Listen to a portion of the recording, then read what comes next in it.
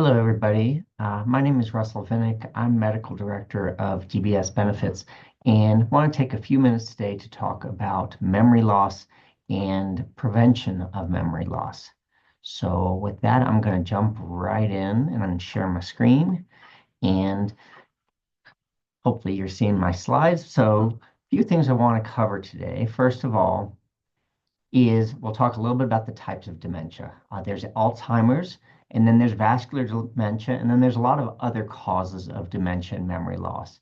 And then we'll spend the most time talking about the prevention of memory loss, and then very briefly, I just want to hit on treatment because that's hit the news a lot lately.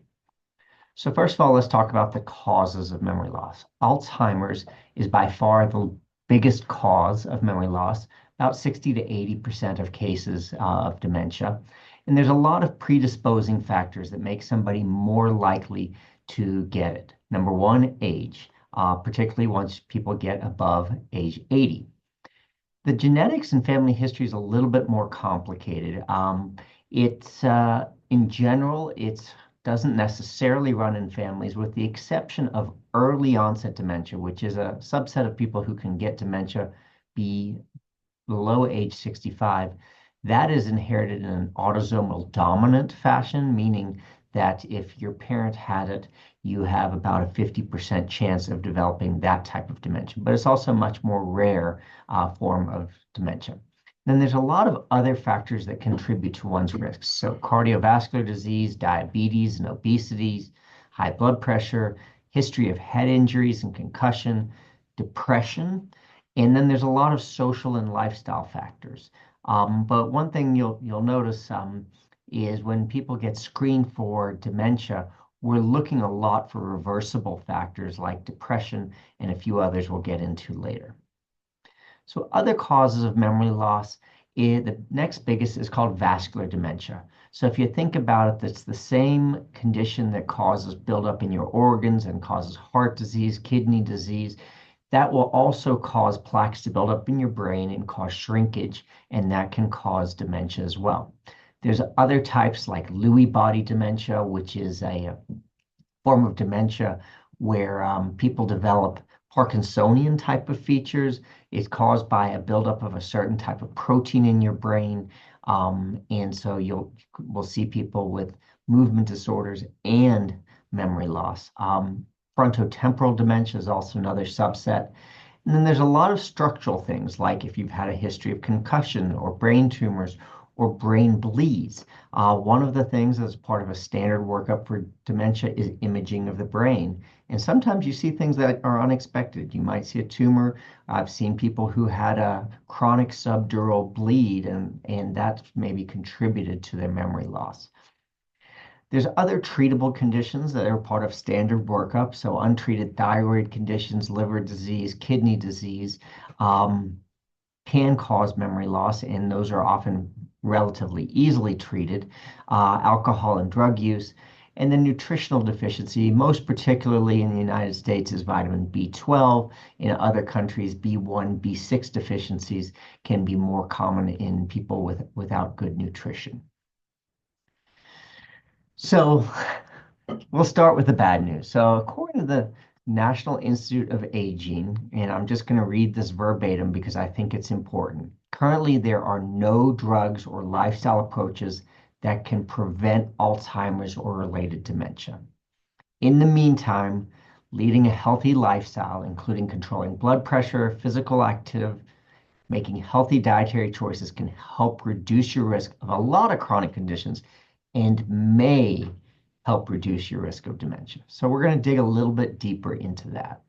So first of all, let's talk about what doesn't work. These are therapies that have been extensively studied and just have not been shown to work. So hormone therapy with estrogens, or anti-inflammatories with naproxen, celecoxib, or that group we call NSAIDs, non-steroidal anti-inflammatories. Ginkgo biloba as a supplement has been studied extensively, never been shown to reduce memory loss. And then a lot of other vitamins, like multivitamins, hasn't been shown to improve it. Vitamin C, vitamin E, selenium have not been shown to help either. And then there was some thought early on that some of the drugs we use to treat dementia, like Aricept and Exelon, might help prevent dementia. They have been extensively studied, and those drugs do not reduce one's risk of dementia. So that's what doesn't work. Let's talk about what might help. So these are areas that have been studied, and we don't know for sure. They're either mixed studies or not good enough studies, but these have at least some ideas that they might work. So number one, light to moderate alcohol use. We know that extensive alcohol use increases your risk of dementia, but moderate and light alcohol use might be helpful. There have been some observational studies that people who have diets with heavy in fish oil have a lower risk of memory loss. Now, what we don't know for sure is those people, if you take a fish oil or omega-3 fatty acid supplement, does that reduce your risk of dementia? Not sure yet. Mediterranean diet, there's actually quite a bit of data that shows that diet helps reduce your risk of heart disease, and it might or probably does reduce your risk of memory loss. Beta carotene, there's been one large study, but there have been some methodologic concerns about that, but that might be helpful. And then possibly vitamins B6, B12, vitamin D, and folate. We certainly know that people who are deficient in those vitamins have worse health outcomes. What we don't know is if you don't have a deficiency in those vitamins, does additional supplementation help? The best data is for what we call combined interventions. And so there was one large study showed that people who engaged in 4 or 5 of the activities below had a 60% lower risk of developing Alzheimer's than people who didn't engage in these activities. So let's talk about it. Talked about alcohol use, light, certainly not heavy. Exercise, but not just any exercise, 150 minutes a week of moderate to vigorous physical exercise. Avoidance of smoking. We talked about the DASH diet. And then finally, intellectual engagement. So staying connected with friends, family. We certainly know that people who are socially isolated have a higher risk of memory loss. We also have people with significant hearing loss have higher risk of memory loss because they're socially isolated. So certainly that's another important screening when someone has risk of or is developing dementia, to screen their hearing, because there's a little bit of data that shows that hearing aids in those people might be able to improve their risk of memory loss.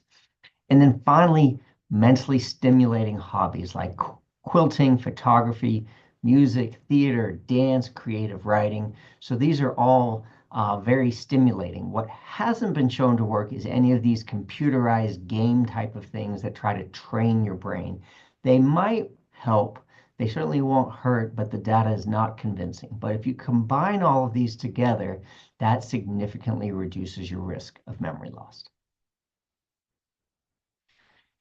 So I mentioned treatment, and these have gotten a lot of news. There've been over 100 different drugs that have been tried and have not been successful in actually treating dementia.